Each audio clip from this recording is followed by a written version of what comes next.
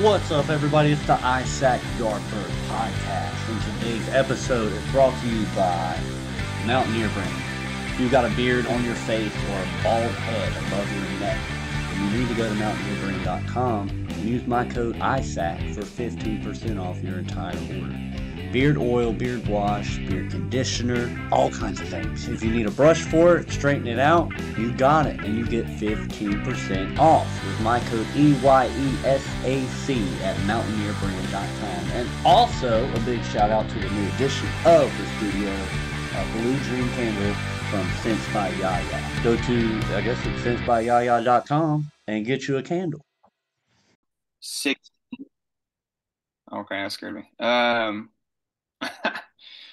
So pretty much in 2016, I was going to UNLV as a business major. Um, and like this is what my dad wanted me to do. Okay, so it was more of like, okay, go to business school and open up your own business like I did. And I was like, okay, I respect it. It's fair.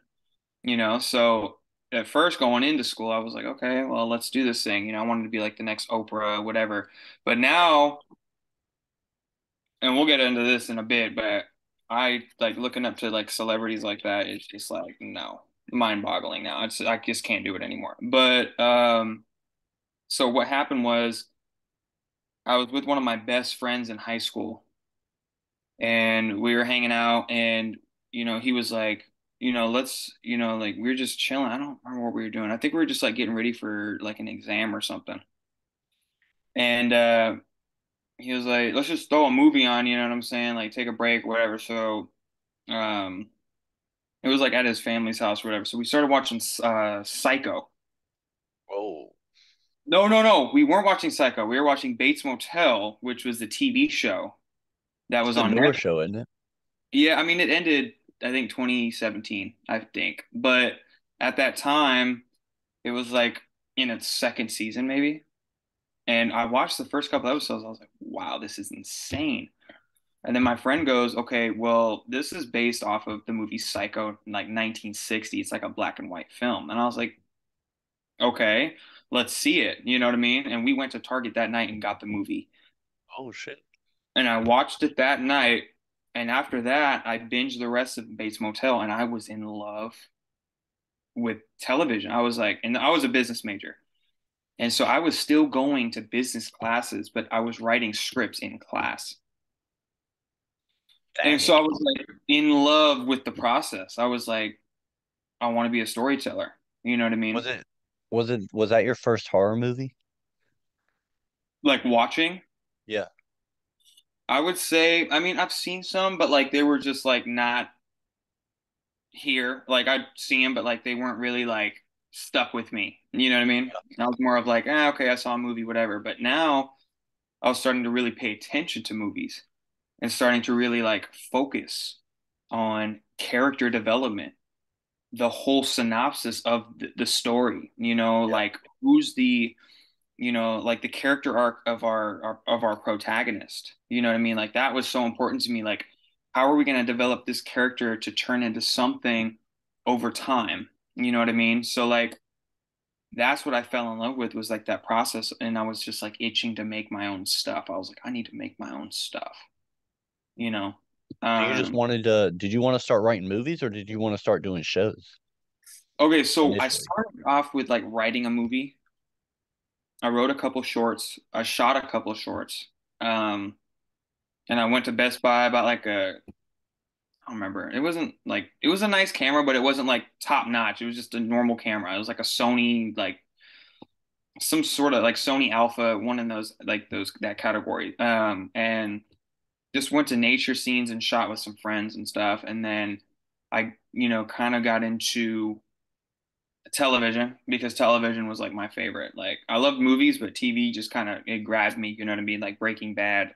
Don't get me started on Breaking Bad, but like We can go you know, all night on Breaking Bad.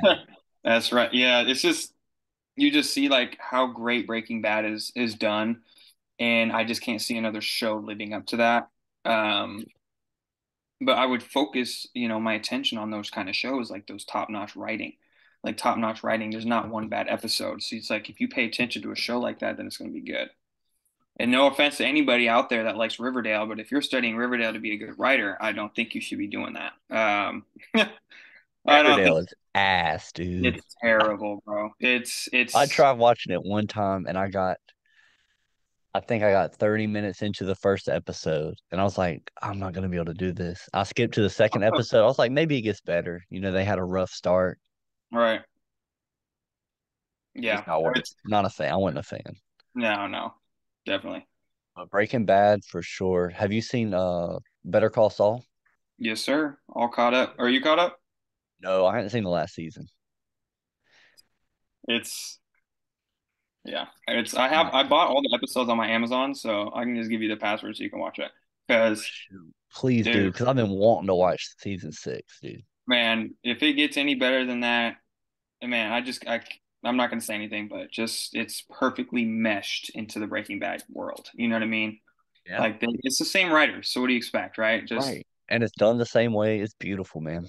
shot, cinematography, everything. So yeah, it's awesome. I've heard, tell me if this is true. I heard today that they're making another season of Breaking Bad, That's got to be a lie. That's got to be a right? lie. Like I was like, there's no way. No, they do that. They're like, oh yeah, so they just want some likes or something. Because like if you look at the story of Breaking Bad, and then you have El Camino, the movie, Yeah.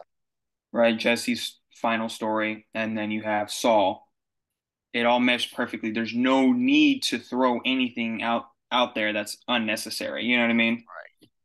So no, No, absolutely I was not. like, there's no, I'm pretty sure that was probably just clickbait or something, just It's bad click. information. Yeah, you're right. It's definitely clickbait. And honestly, they could possibly have done a season six if they didn't make El Camino, because Yeah. El Camino is like right after Walter dies. You know what I mean? So it's like they could have messed with the story in season six, but El Camino already established it, so there's no chance. And it would just be a mess. It's just forced. You know what I mean? So Is that your favorite show? I would say that, yeah, and The Office. Yeah. Oh, nice. Yes. Yeah, Great absolutely. writing as well. Right, yeah. So what are those the shows that have kind of inspired you the most, or was it really Psycho that set you on track to write? I want to say Psycho Bates Motel is really what got me. Um, like they had, I will say, I do think, not just because it's the first show I watched and fell in love with, I do think Bates Motel is a masterpiece in itself. But in Hollywood, what it is a popularity game. Um, like you look at it this way, like, okay, Breaking Bad is a hundred times better show than Game of Thrones is. I know Game of Thrones is amazing, but you have to look at what was established before the show. You had the books, you had the popularity of George R. R. Martin, and you had HBO backing it. So you have to realize the popularity. Like Breaking Bad, Game of Thrones is great. Don't get me wrong. It has its flaws. Breaking Bad has no flaws, but they run AMC, Yeah. and it's still a good network, but it's not like HBO. You know what I mean? Um, So then I look at it that way. So like Bates Motel was on A&E, and no one watches A&E. A&E is like home improvement shows, Yeah. stuff like that. So it wasn't like the network wasn't there, but I thought that the writing, acting, the directing was just insane. So that's what really got me. And what really pushed me was to contact because I would go on Twitter, I'd be on Instagram following the pages, following the actors, and then the writers, and then cinematographers. And then I would message. So I messaged a producer. I had a movie premiere in Vegas, and I was like, it was the producer, executive producer of Bates Motel. I'll never forget this. Um, I messaged her. I was like, hey, do you want to come out and see my movie? It's inspired by your show. And she messaged me back. Whoa. And I thought it was the coolest thing ever. I figured she wouldn't come, but she still recognized and was like, yeah, that sounds great. I need more information. And it really didn't go anywhere from there. But it was just like the fact that she saw that and realized that it was just like a foot in the door at the time. Yeah. And Mm. and it also lets you know because like doing this podcast, I reach out to so many people, and most of the time I'm like, all right, I would like to have this person on, but it's probably not going to happen. Like I'll get lucky if they even open the DM or open the email, whatever it might be. Um, so I go into those situations going, there's no way. All right. They have hundreds of people, thousands of people hitting them up every day. So getting that acknowledgement, I understand that. Like that's huge. Um, but how did the premiere go? What was it? The short film. Yeah, it was my short film. It was it's on my YouTube, so man, I have not been on my like YouTube and stuff in a while. But it was just like a short film that I made, like a couple short films, and it was like super dramatic and intense, like Psycho was. Like I took shots from Psycho, like the way Hitchcock did them. I try to like use them and kind of change them up a bit, but it was inspired by that way. So it was just an exciting time. It was like, something that I was really passionate about at the time, So it was pretty cool though. It was awesome. We had, friends and family there. We got a theater out in Vegas downtown, so Heck it was a yeah, good man. So experience. what are you passionate about now? You know what's crazy, man, is I feel like I just like 180, total 180. Like my life was strictly like fame, money, celebrities, that lifestyle. And then now it's more of like Jesus. Literally, that's what it is for me, is like I cannot go a day without thinking about Jesus. Like it's like in this world, seeing how crazy it is, like knowing that he's there for me and that I can rely on him daily. You know what I mean? Like that's so important to me now. Like instead of like being material, like now I could care less. Like the clothes that I have, the new stuff, like all that stuff was nothing. You know what I mean?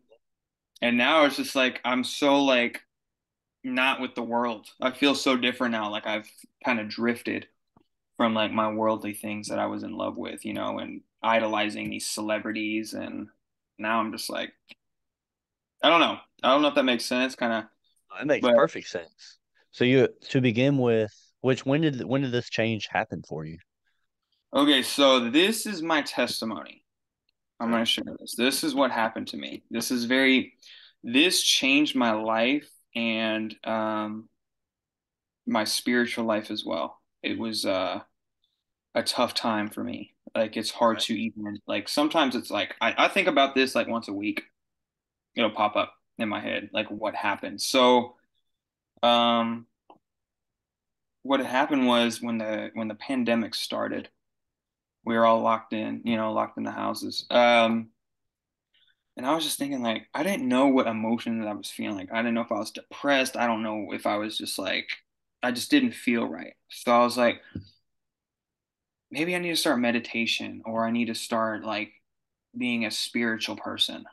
So I started meditating and blanking out for like an hour at a time, um, chanting in my room and, like having crystals and all that kind of stuff. So I got very spiritual. I don't know if you're aware of the New Age movement of Oh yeah. New Age spirituality. Oh yeah. Okay. Big So time. I was deep in it and, Caitlin, for those that are watching, my girlfriend, she is a heavy Christian, born and raised. Okay, so for her, this was very weird to see. She, reads her Bible, she prays to God. And me, on the other hand, I'm her partner, and I'm here, I'm thanking the universe for my gifts. So I'm like sitting here, like chanting some random stuff that's not really good. Like What it was can you tell me what that is, what the chanting is? Because I've heard of that, but I'm not familiar with it. right. So I would follow these guys, like David Medji and Jay Shetty and stuff like that on Instagram and stuff like. So I read Jay Shetty's books, and pretty much what he was. It was called Think Like a Monk. So I got to a point where I was like, all right, let me think like a monk and let me, so it's a mantra.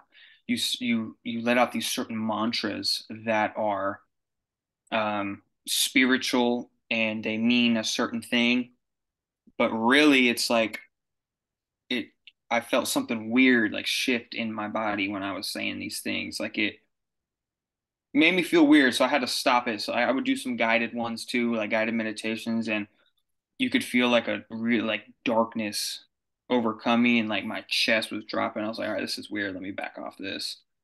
And I went in the comments section and people were like, this sounds kind of demonic. Like this sounds really dark.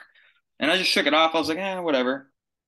Let it be. It's probably Yeah. just like, they're probably crazy and, being judgmental. And people may think I'm judgmental after this, but I have to, relay the message that, the word of God is the truth here. And so this is what happened to me. So we moved out to Texas. So in the pandemic 2020, this is when I started getting spiritual. We moved to Texas um, September of that year. So September of 2020. And I was, still into my spiritual phase. And then I started changing things about myself. I went to get my ears pierced, stuff like that, just like trying to look different, and I didn't feel like myself. I felt like myself was kind of detaching itself. Um, Like you were and trying to become something that you weren't. right, so it was just more of like, what am I doing? So I started to freak out. Like the day I got my ears pierced, I pulled them out because I was like, I'm not doing this. I started freaking out. I was like, what is going on with me? Because I could not get a sense of what I was or who I was. And this is the scary part. So Caitlin was at work and I'm in a meditation and I got like a bell going off. And in this meditation, I'm in the woods. This is what changed everything. I'm in the woods. It's the middle of the night. I'm by myself, but there's someone standing behind me. And like there's a fire going. And I was like trying to like break out of this. It sounds so crazy. Like some people may not believe this, but I was trying to break out of this like, but then it would come back into my head and I was stuck. And so pretty much what happened was I had Satan standing behind me, okay? And he was marking my forehead. Whoa. And it creeped me out, dude. It was the scariest experience of my life. I could not believe, like, literally, like, Satan was right there marking my forehead. I said, what is going on? And I look up, and Jesus is standing in the woods looking at me. And then I get out of it, and I start panicking out. I had panic attacks for like 4 days, probably 4 days to a week. I don't remember how long it lasted, but I couldn't sleep.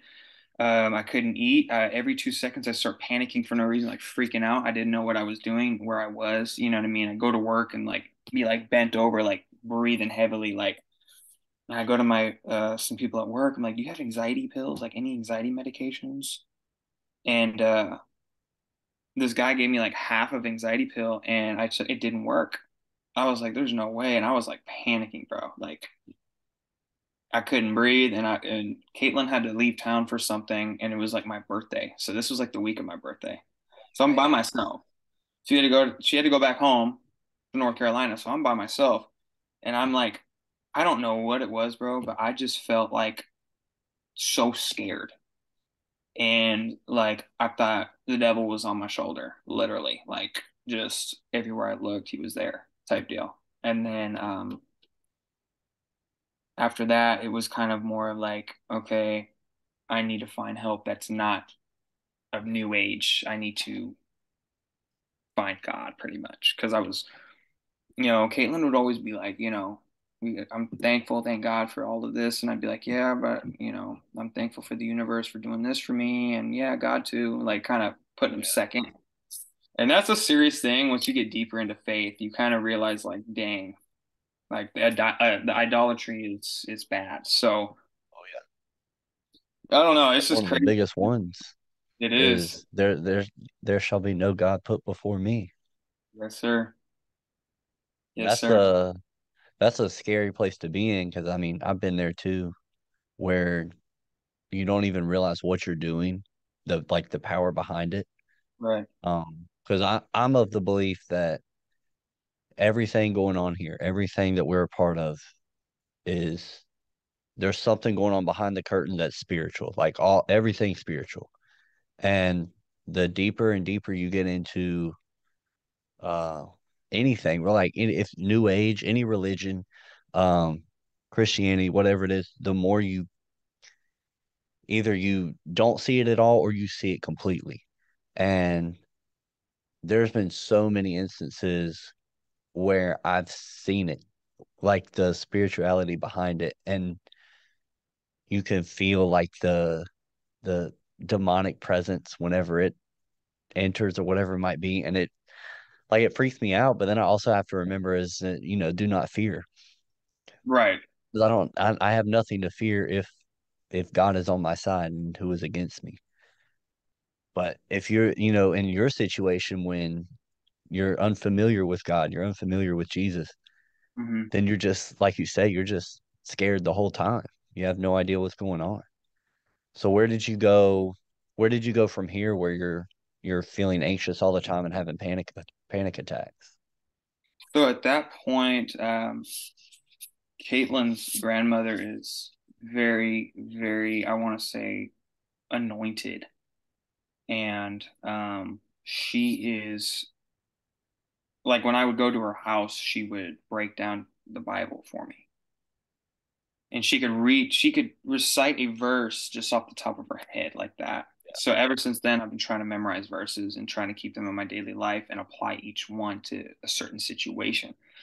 So I called her. We were on the phone for about an hour, and it's always stuck with me. She told me this verse. She told me 2 Timothy 1:7.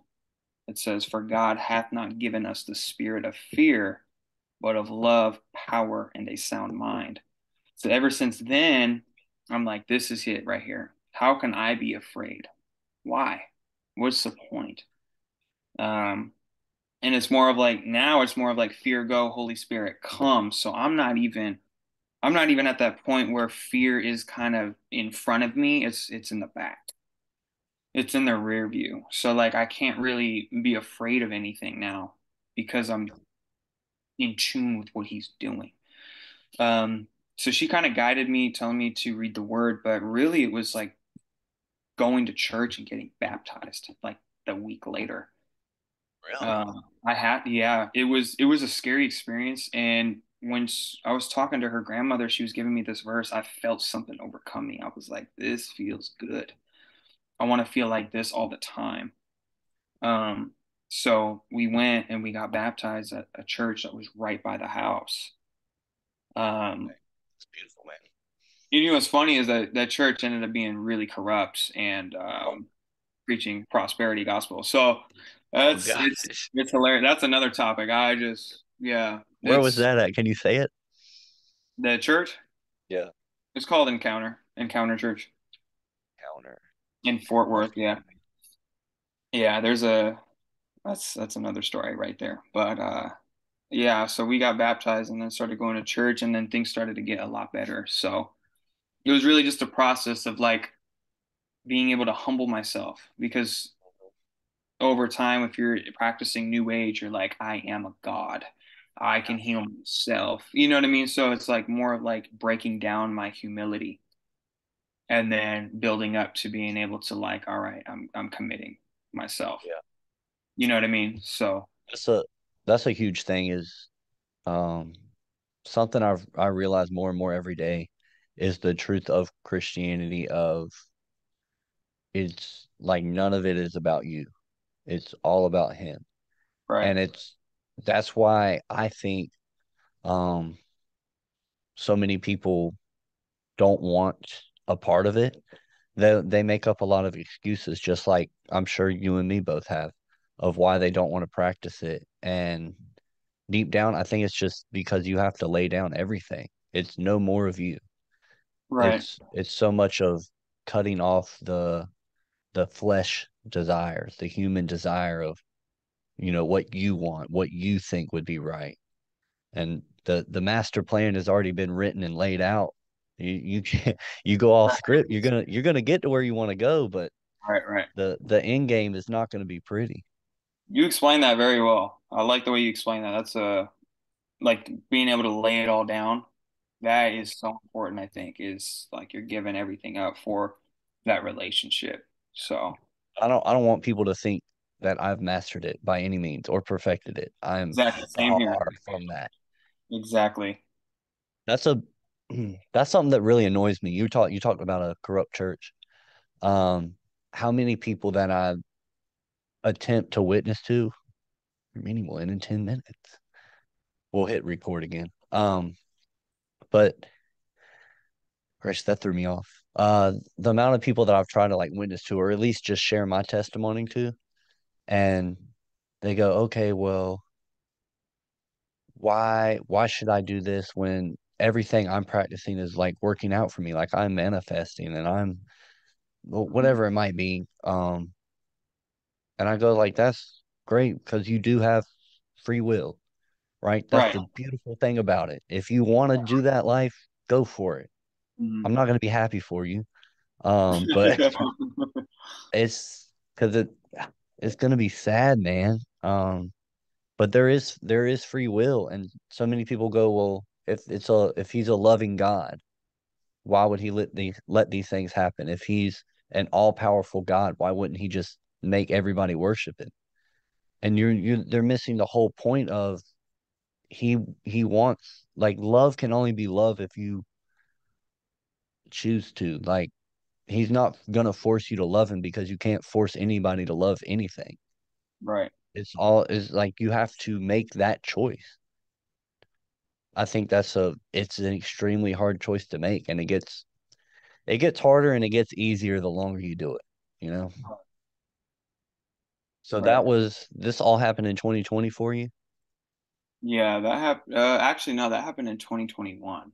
But we moved to Texas 2020, but 2021 is when it actually happened. So, Okay. yeah, How has so it been since? What's the road look like for you? it's looking good right now. If you want, I can get into that church we were in because that's like a big thing. The what? Um, the church that we were going to, and then Oh we yeah. changed. So we were at that church for like a year or two.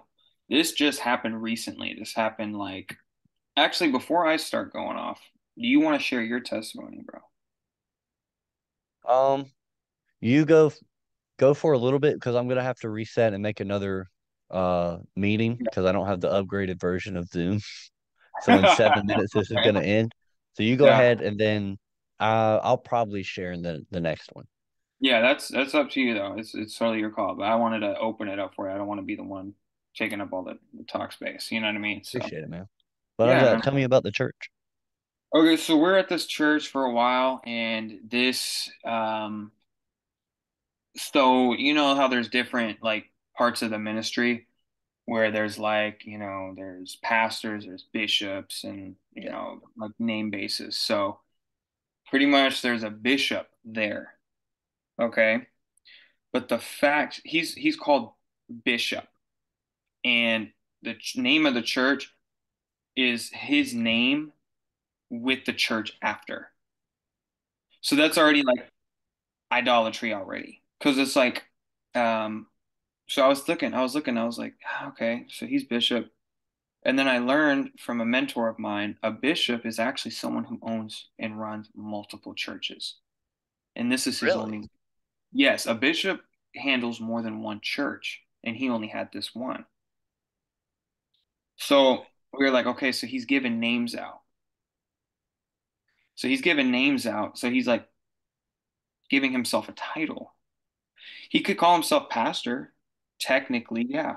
But a bishop is actually like a false claim. So that's already throwing us off. It's like, okay, it's kind of weird. But it started to look like entertainment, kind of like a movie, kind of like a celebrity walkthrough, like a red carpet. So like anytime we'd be praising, doing singing, and then it's time for the pastor or bishop to go to the stage.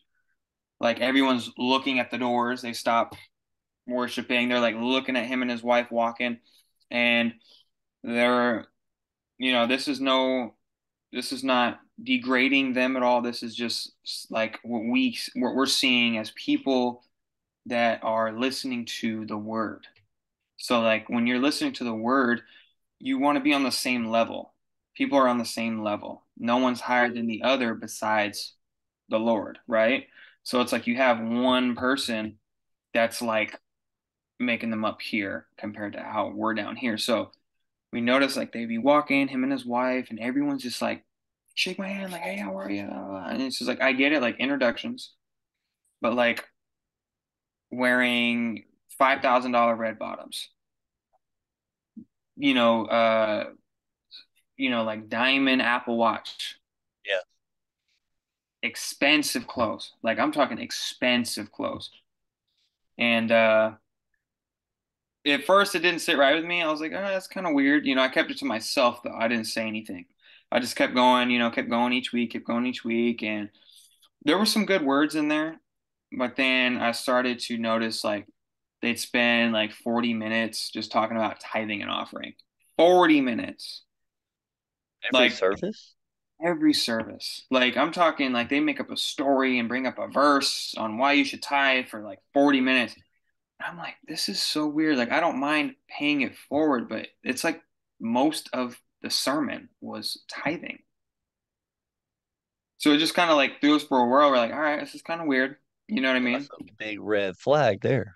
It is, and that's what causes people to fall away from God because of a bad church and how they like, oh, you just got to pay tithing, and that's what church is. Like, no, that's not what it is. You just got to find the right place, the right Yeah. domain.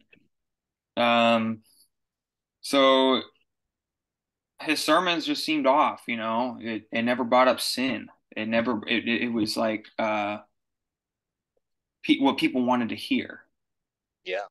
You know what I mean? That's what they feed, like Joel Osteen and all those other guys. They want to feed the people what they want to hear. And my mentor, he told me, he said they're being fed sugar and it's decaying their teeth to actually chew on the meat, which is the real stuff, which is like sin, which is like taking accountability. So it's like that sugar that they're being fed every Sunday is like entirely misleading. That's a great analogy. Yeah, he's a very smart man. Like literally he's helping me in my life in a lot of aspects. Like just being able to guide me with this stuff because he's very, very spiritual with Jesus Christ. So he's kind of led me in certain directions that I never thought I would be going towards, which are good. It's a blessing to have met him, but him and his wife helped us get out of that church because we met them there, and then all of a sudden they were gone. And then they were just talking about, we decided to leave because of certain reasons, blah, blah, blah. So we had our doubts about the church, and then we were like, let's just message them, talk to them about it.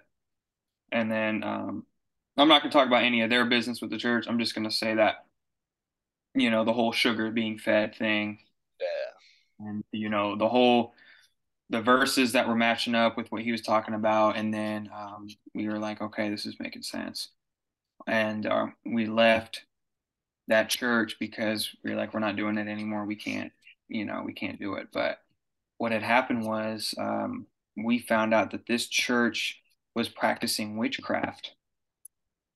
Um, the ministry at that church was practicing witchcraft and it was all money based. So the more money you put in, you get to get the front row seats so the cameras can see you. What? Yeah. So like they would make sure that like, okay, hey, sit up front this week, because we need people to see that we're full. And it wasn't a full church. It was never full. So it was like, what is going on here? Like it's all for an image. It's like a TV show, you know? Who was And this? Who was the self-proclaimed bishop? his name's Gary Oliver. I don't know if you've heard of him. He was very big in like the 80s, I think. He was a musician, a singer. So like he was popular, like he in the Christian Okay, church so world. you find out this church you've been going to for a year is practicing witchcraft. How did you, I mean, besides seeing all these signs, how did you come to realize that? So there were, so they took a trip to Africa, like the main people in the ministry. Um, and they were gone for like 2, 3 weeks maybe. And there were like posts online of them like going to these like Zulu doctors that are mediums and can speak to the spirits and stuff. And these are like head of the church um people. So it was like to see that was kind of crazy. Like they were doing like I don't know. It was so weird to me how they were like accessing like these mediums and their powers to connect with ancestors. And I'm like, that is not something to play with, especially if you're leading a church. So it's like that stuff right there is insane. And then there's people that are ahead in the head of the ministry that are um, relying on zodiac signs and chakra aligning. And I'm just like, this is not making sense. This is a head of like a church that follows Jesus. And he said witchcraft is bad. So it's like, pick one. You can't have both. Yeah. You know what I mean? So like there was just a lot of evidence there. And then they started like deleting their posts. They started deleting them because they realized like, okay, what we did was wrong. So it was like Oh man. outed and it was a big deal. And the bishop ended up going off on me, Caitlin, and another one of our friends because we're like the only young people that were going there. There was like a few more, but we're like the main the core. And he kind of like went off on us on his like Wednesday night service online. Like he was like, these young folks, they don't know the word, they don't know what they're talking about, they're misled. And I'm like, whoa, just because we left church, your church.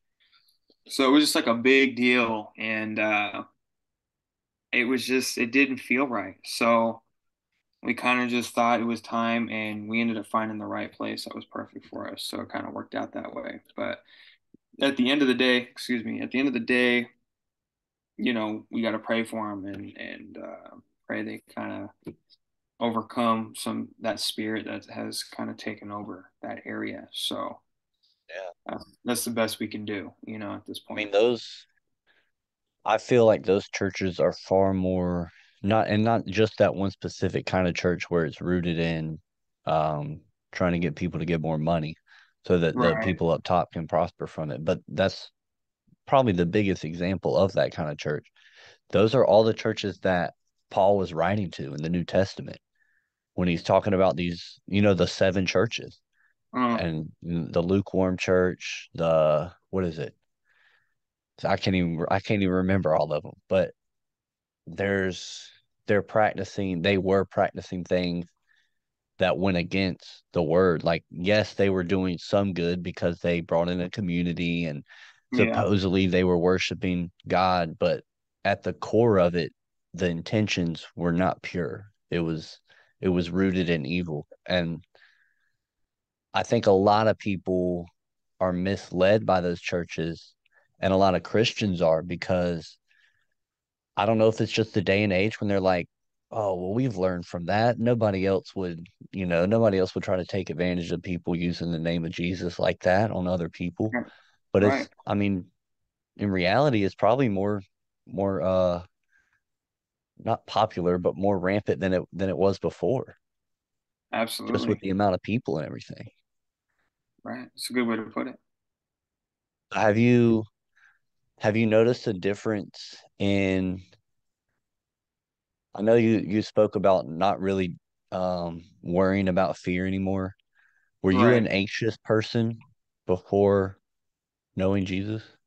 Yeah, definitely. Definitely. Really? I would be extremely anxious. Just little things. It probably is rooted in my childhood, as it is for most people, but it's just like little things I'll be kind of triggered by, like I don't know, like just certain things will make me kind of on edge. But now it's kind of like I will say I'm not perfect at all, you Right. know. So like when something does happen, I will catch myself. I'll realize that I'm in that moment, like, okay, relax. But I still get antsy, absolutely. But before that, it was a lot worse, you know what I mean? So now it's more just like I can breathe and know that it's going to be all right instead of freaking Yeah. out. You know, I still have my little things here and there where I'm like, oh shoot, you know, but then I gotta kind of fall back and realize where I'm at and what's going on. So, Let me ask you something. Why do you think people resent um not just as a whole Christians, but like I'll give you an example. I find myself when I went through a lot. You asked me about my testimony earlier. I went through a lot until I finally gave in and was like, all right, let me see what this is all about. And hmm then that's when the process started. And when I started telling people that my way out of the darkest times of my life was Jesus, and my way out of the mistakes I've been making, the sin that I've been living in was Jesus. They they didn't resent me, but they kind of like they answered it with uh like, oh, you did that? Like, oh, I'm sorry for you. Like you couldn't do it any other way or whatever it might have been. Why do you think that is? Why do you think there's so much hatred towards that? well, it all started from when Jesus was walking the earth, you know, John 15:18. If the world hates you, keep in mind it hated me first. So it's going to always be that sense that if you do pick up the cross, you will start losing people around you that aren't in that same walk.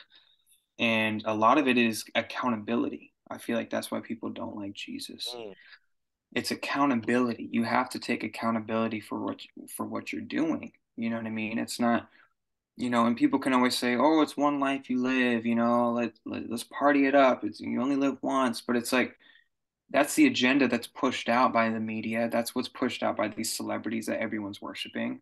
You notice people idolize Justin Bieber more than they do Jesus, right? People will show up to these concerts and they will be fed information from these people that they look up to. And it's all the stuff they want to hear. But really, what it is it's not what the word is about. So, like, when you say that, I feel that it's more of like accountability. It's like they don't want to walk in that faith. They don't want to walk in that because they will officially be looked at and seen by Jesus like in a way that's like, all right, this is your time. Let's see if you really want to be with me or not with me. And they don't want to take the risk. You know what I yeah. mean? I don't know if It that goes made back to yeah, it goes back to like Adam and Eve. yeah.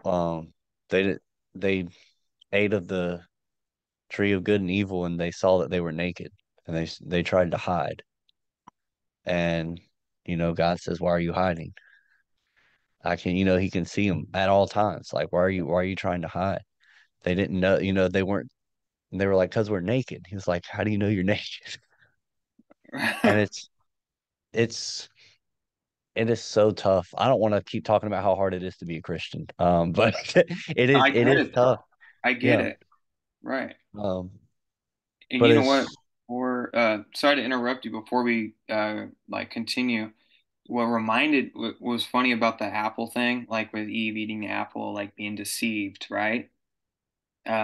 By the serpent, the devil, right? I saw this meme, not a meme really, but it was like posted on Instagram. It was like it's kind of weird how we've been how you know Eve ate the apple, like took a bite out of the apple, and it kind of like disrupted disrupted humanity. And then the yeah, whole what we're attached to just staring at this all day. And it's just like, okay, so it's and then you see it with these bigger corporations. It's all part of the Satan's agenda, and it's this is a whole other podcast episode, by the way, like what we could talk about with this, but you know what I mean. oh yeah, we'll do another episode Oh yeah, yeah, definitely. We'll for do it in sure, person. dude. I'll I have to. love talking about this stuff. Yeah. Um, The deception is huge. It's huge for the devil, for Satan, for Lucifer, for demonic forces, whatever you want to call it, however you want to view it. Um, I mean, if you can trick people into thinking that their ways, their own identity that they want to have is the right way to go, then they'll be Right. happy and they'll keep doing it. And it's different when somebody goes, "Hey, I actually sent somebody that figured it out. And he's trying to help you out. Maybe you Literally. want to, take up your cross and follow him." It's it's frustrating to see people too that struggle with it because I know that's how my parents viewed me for a while, Uh-huh. and I kind of resented them for it because I was like, I mean, everybody here, everybody on earth is just trying to find love. At the end of the day, you're trying to find love, you're trying to be loved, and you're trying to give love. If you're not, you're probably some kind of serial killer psychopath. But Right. the majority of people are trying to find love, and I couldn't figure out why I didn't think my parents loved me.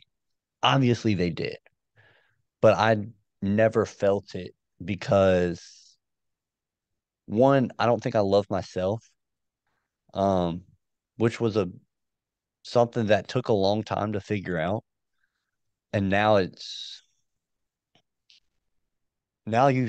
have to try to find a balance of you can't love yourself more than you love God because I mean that's the what is it? What book is it? S- Not James. It's one in the New Testament, but he's talking about the end. It might be Revelation, talking about the end times, and he's saying men will be lovers of self and of everything materialistic, of idols and everything. And so I mean, you're worshiping yourself. And so I'm all the time trying to remind myself of, okay, humble yourself, be humble, be humble, be humble. And that's something I struggle with. What is something, if you're okay with sharing it, what's something you struggle with Ooh, that's a good in one. your walk, like in Right. faith? What I struggle with is like sometimes I feel like I'll have a religious spirit, and what that could be is where I may think that I'm more in tune with God than other people are. So like I'll talk with my mom, like with her faith, and like I try to give her verses and like throw it at her, but she comes to church every Sunday with us, you know. But it's always like in my mind, like, okay, she needs to be more, do more, more, more, more. And I kind of have to fall back and realize, like, I'm not the savior here. And that's what I struggle with is like, I will have a religious spirit or even comparing myself to others. Like, literally, this happened to me today in the gym. I was looking around and I was like, dang, dude, I'm so tiny. I can't. Don't you hate that, dude? It sucks, but it's like, Wow. it doesn't matter. You know what I mean? Like At even in all. the Bible, it says we leave our bodies behind. It's a soul that comes with us. So it's like, yeah, you can have a nice rocking body, whatever, but that it doesn't matter. That's not what matters. So like I was looking at myself, and these guys are putting up really big weight, and I'm just like, how do I get to that point? Like, I want to be like him, but then I'm like, why am I thinking like that? So it's more of just like that's me in the flesh trying to like, all right, I need to be this size or wow, you know what I mean? So. I'd Yeah. say that's probably what I struggle with right now is that religious spirit and a little bit of comparison here and there. It's a big thing too with the gym. Um, I mean, there's mirrors everywhere, and you see it. Right. I mean, every you look to your left, you look to your right, there's going to be somebody bigger than you every day that you go into the gym, Always. and you have to realize that person has made sacrifices, uh, in time where they've gone to the gym. I've talked to so many people, do that like go 7 days a week, and if that's what you do, good for you. If you got time Right. to do that, if you got energy to do that, I get in for 4 and I'm good. I'm Great. trying to get to the point uh where I can like maintain. I want to get to like 175 Okay. and be healthy, have some muscle growth, and then I want to maintain. Like I don't want to keep going and keep chasing because Right. it's weird. Before I started going, I had I personally had no problem with my body. I was Uh, fine with it. uh, All the time, the people were like, they'd be like, "Oh, string bean or silly, or not silly, skinny, scrawny, scrawny white boy, whatever it might be." that And I was got me tired of too. hearing it. So I was like, you know what? I'm gonna bulk up. I'm gonna get big. And so I went for that. And the more I started going, even when people were telling me they saw differences in my body, I never saw it. And I would look, and it's so like I developed body dysmorphia from going to the gym. I can't see any gains that I have.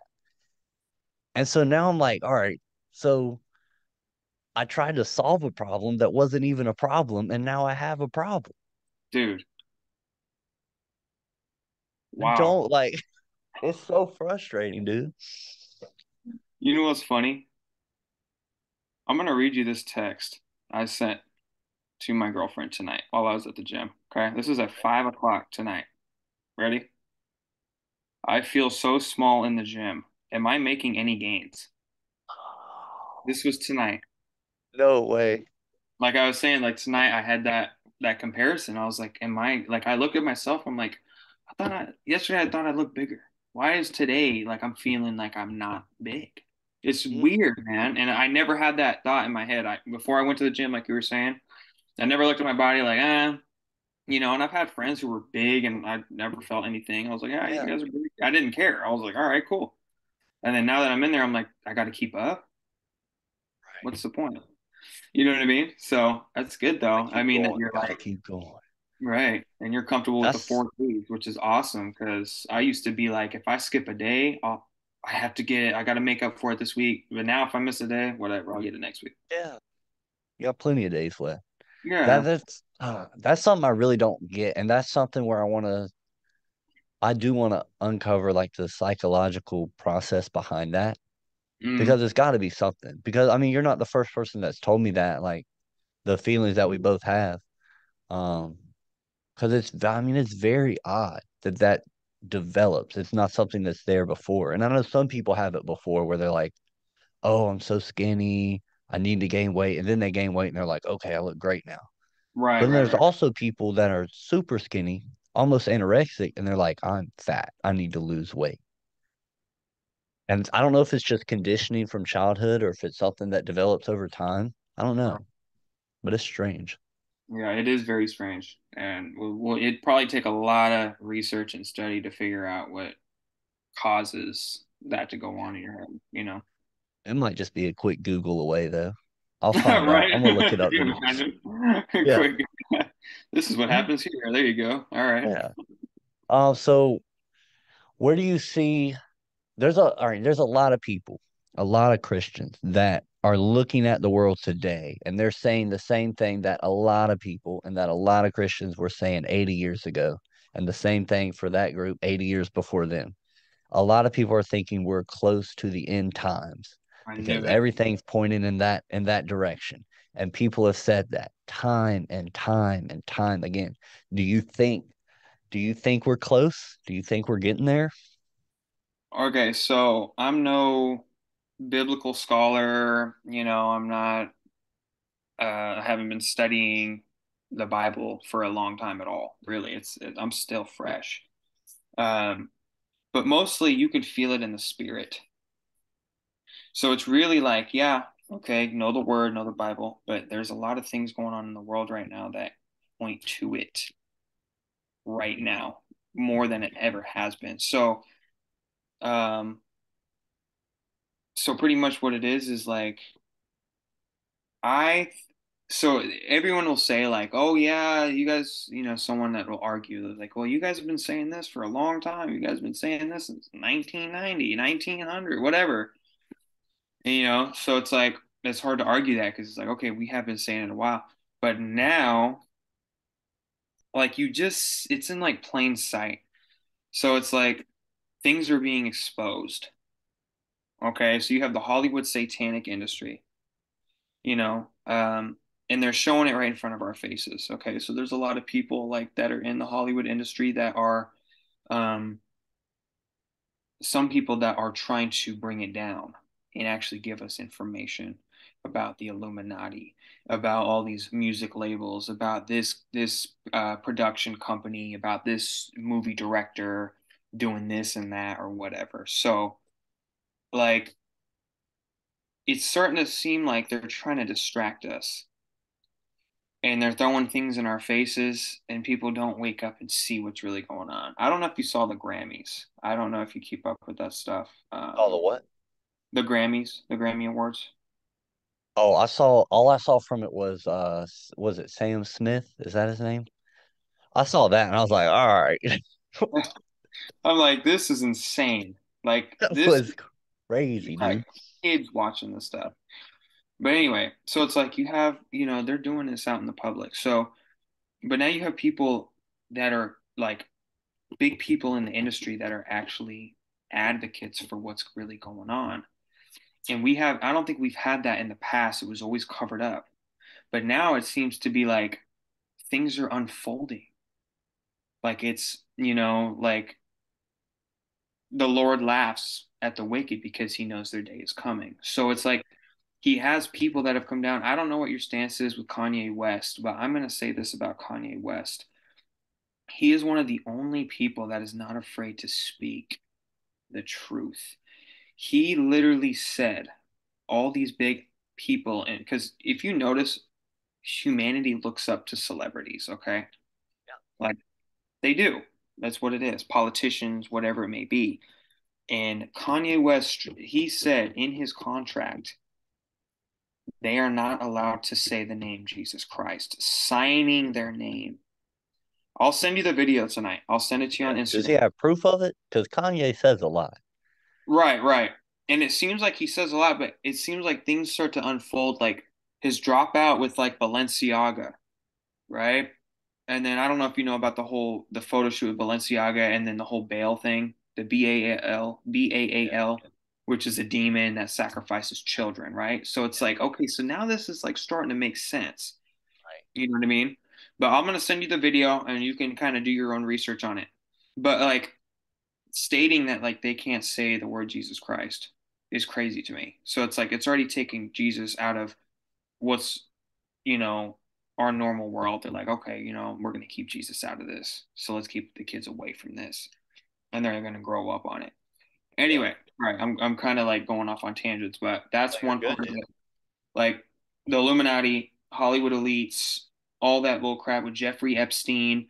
Um, it makes sense why, Christianity's mocked. It's like the only religion that would be mocked. I don't see any other religions getting mocked. It's only Jesus Christ.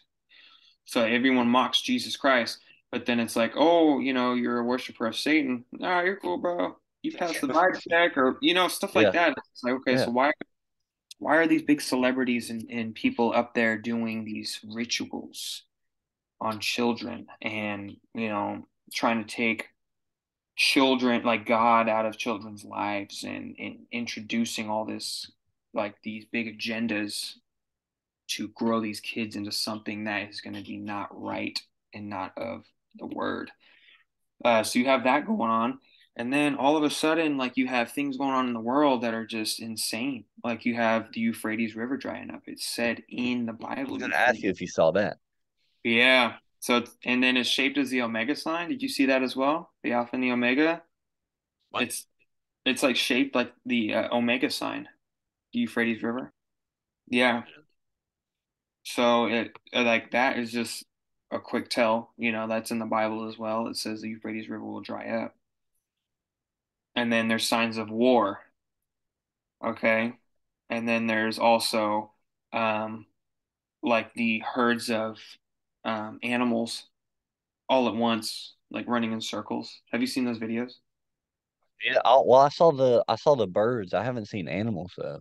Oh, you saw the birds? Okay. Yeah. Yeah, see a bird. The birds is a good one too. So it's like, okay, so this is happening, and then you have a lot of turmoil going on in the world. Like it's always been bad, but like it's bad right now.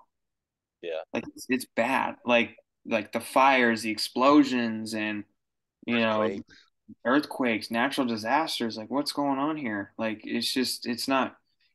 And then this may not add to it or not, but like I don't know if you saw the Christ the Redeemer statue get like hit by the lightning. Oh, getting shot That or was lightning hitting it. yeah, the top like that was pretty crazy to me. I was like, okay, so God's got to be saying something right now. That was a cool picture too. It was awesome. It It was was an I was amazing like, picture.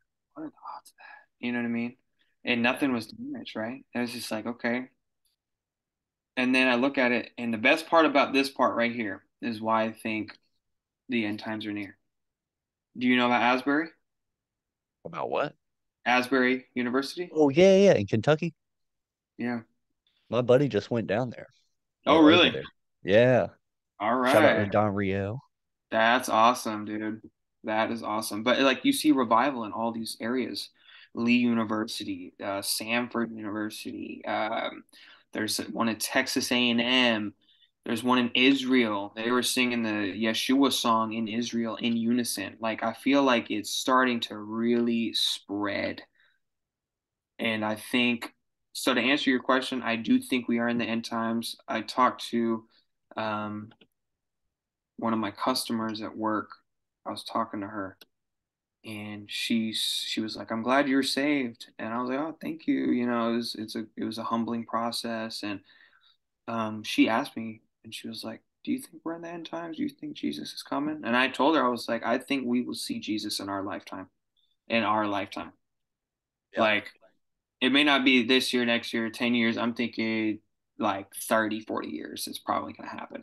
I just feel it spiritually. I feel it happening, and just the revivals going on around the world, kind of is like a tell. And it can happen at any time with church, but that's organized. You know what I mean? A revival is just like an outburst out of nowhere.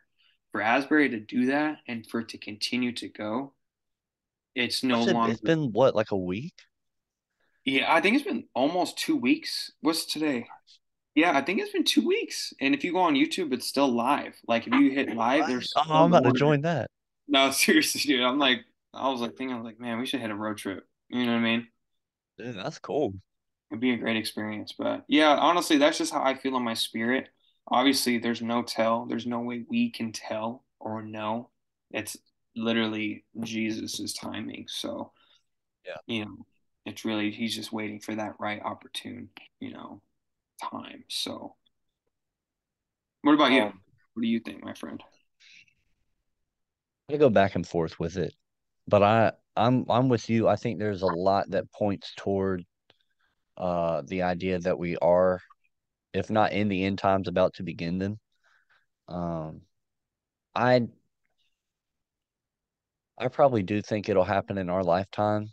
I don't know if that's just wanting to see it happen or Right. if it's inside me like, come on.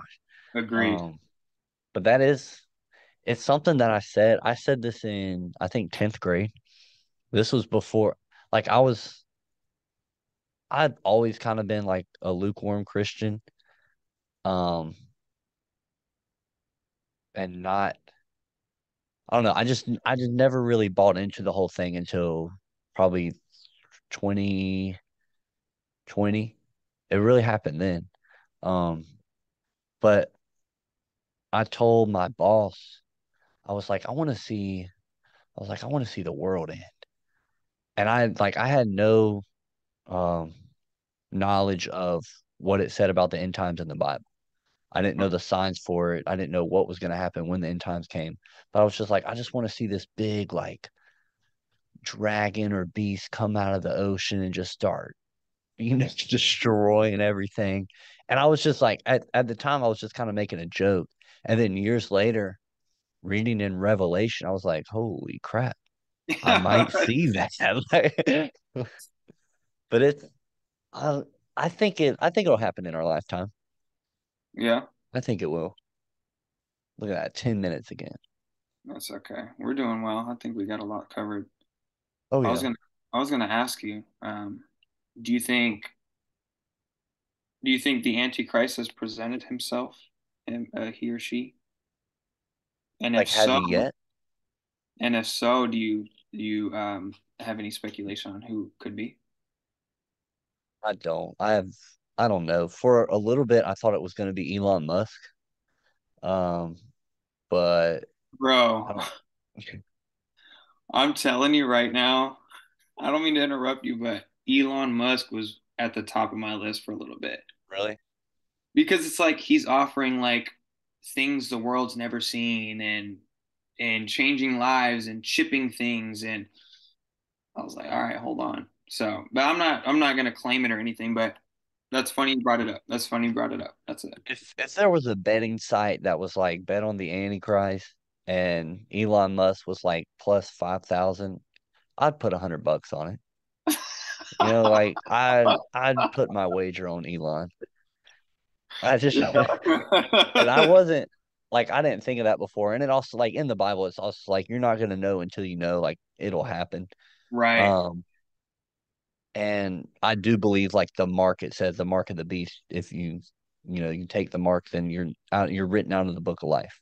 Hmm. Um, I think it is going to be a physical mark. A lot of people are like, oh, well, some people are like, it's the shot, The it's the COVID vaccine. jab from COVID. I was like, calm down, calm down. But the Neuralink thing is interesting. That because he's like, oh yeah, I can cure blindness and fix your back pain, and you won't be paralyzed anymore. I'm like, I thought you just wanted to build flamethrowers and rocket ships, dude. What are you doing? But so I don't know. It'll be Yeah, interesting to see. I think it's a possibility. absolutely. Um, do you think it's him? Honestly, I know I you thought said about, like you're probably him. Is there another name on your list? oh man, you know what? You know what? Like you were saying, we're not gonna know until we know. You know what I mean? There's always speculation of it, but I can tell who's on the right side and who's on the wrong side. So, like right now, like I don't know. I gotta say, like Hillary Clinton's got to be like Satan walking in human flesh. Really? It's you know what? It's just that or Bill Gates. Um, Dude, Bill Gates is freaking me out recently. bro, he is a spooky man, and he was already hinting at another pandemic, and I'm just like, bro, you are not. So yeah, there's this could be like a whole other episode for sure. But when I fly down there, we'll get into all this. But Yeah, yeah, when you coming to North Carolina, man? man, I don't even know. I might be out there in April or May. I think it's May. I think it's May. Hey, Yeah, May most cool. definitely. Well, let me know. We'll get you in the studio. We can have a good discussion in here. Oh, dude, yeah, we can make it extra long too, and get it going for sure. But are you Yeah, coming to man. Texas? Did you plan on coming to Texas? I want to. I gotta figure out when because I'm going back to school uh in the fall, but I'm looking at moving sometime in the summer. Okay, Um, but I really want to take a trip to Texas. you need to, man. It's a different experience. I want what part are you in again? I'm in Fort Worth right now. Fort Worth. Okay. Fort Worth, yes, sir. Well, what city would you recommend me going to? It's so hard, man. Because I haven't even been to like I've never been to San Antonio or Houston, but I've been to Austin, I've been to Dallas. Um, so like there's like DFW, so there's like Dallas Fort Worth is like connected in its own way, but they're two totally different kinds of cities. So it's like Dallas is like an hour away from Fort Worth. Um, I still need to learn to get some Texas knowledge, my friend. Honestly, like Austin's really nice. I really loved Austin when I went out there. I drove down there. It was like a 3 hour drive, but it's gorgeous. Austin's beautiful. It's one of the But places I want to go to. right, yeah. So like, what was on your list first? Were you thinking Austin? Austin and then Dallas and then probably San Antonio. Because I Yeah, do like I also want to catch like a game wherever I go or a concert or something. right, yeah. Yeah, definitely Dallas. You can definitely catch. I mean, there's so much to do for sure in like Dallas area. Like Fort Worth is kind of like laid back. You know what I mean? So Fort Worth's more of a laid back area, but Austin, I heard Houston's like popping. So check Houston out too. I've heard really good things about Houston and really bad things about Houston. So it's I've like, heard a lot of more bad things than I've heard good things. yeah, But I mean, it's like any other place. It depends on what exact location you go to in that city. yeah, what you're doing and who you're with. So Listen, man, what's something you want to leave the viewers and the listeners with? What do they need to know about Adam? What do they need to know about life? Or maybe if you just want to tell them a joke, just leave them with something. I'm probably gonna leave them with they need to listen to your podcast, not just this episode, but all of them. Because you got the best podcast out, man. Look at you. Appreciate it, man. Yeah, bro. What? Yeah, everyone needs to tune in. I think you're a great host. I think that it's time for us to get face to face and get it going in the studio. Um, I don't know, man. I just want to say thank you and I appreciate you for taking the time to get this going. I know we've been trying forever, dude. So For real. it's been a long time, but It has yeah, been. But I think honestly, I think it's worked out for the best for this timing because right. you coming around and I think and I don't even see you on a daily basis. I have this is the what second time ever I've seen you on camera because we did Oh, that little mock one to begin with, like the 10-minute thing, just getting to know that's each right. other. Right, But right. you seem more open to discussing what we talked about today, spirituality and your testimony. So I'm glad we got to cover that. Absolutely, my friend. Yeah, we got to do we should do a reverse podcast on your episode, like one of your episodes, and then I'll ask you questions so you can talk. You know what I mean? Like a inverted episode gets you, give you some talk space, you know what I mean? Cool with that. I did Yeah. that with this guy named Alvin Peoples. He has his own podcast. You can check him out, the People's Choice podcast. But Okay. we did one episode for my podcast in a day, and the same day we finished that one and then did another one for his podcast. That's We like sick. flipped seats. It was weird. I ain't gonna lie. It was different. That's Um, sick. because even being in the same room, it was like, oh man, I'm on this person's podcast now. Like, how am I gonna present myself? What am I gonna say? I got nervous, dude, but it was fun. I liked it. That's good, Is your man. I'm podcast happy still up? yeah, so we have so we had our 2 seasons, but we still need to get together because the other host, he's in Las Vegas. So for me to get a season done, he's gonna have to fly here or I fly there. But we have itinerary for 3 more seasons. Hey, 3 more seasons. So that's what's we're up, gonna man. see. Yeah, yeah, we'll see. We'll see where it goes. But yeah, man, we'll see what happens. All right. Well, Adam, thank you so much. This has been awesome. Yes, sir. Um, come to Sanford. We're gonna do this. We're gonna do it in person. Yeah, we're gonna do it, my friend. We'll get there. We'll get there. All right. Thank y'all all for listening. Thank you for watching if you watch.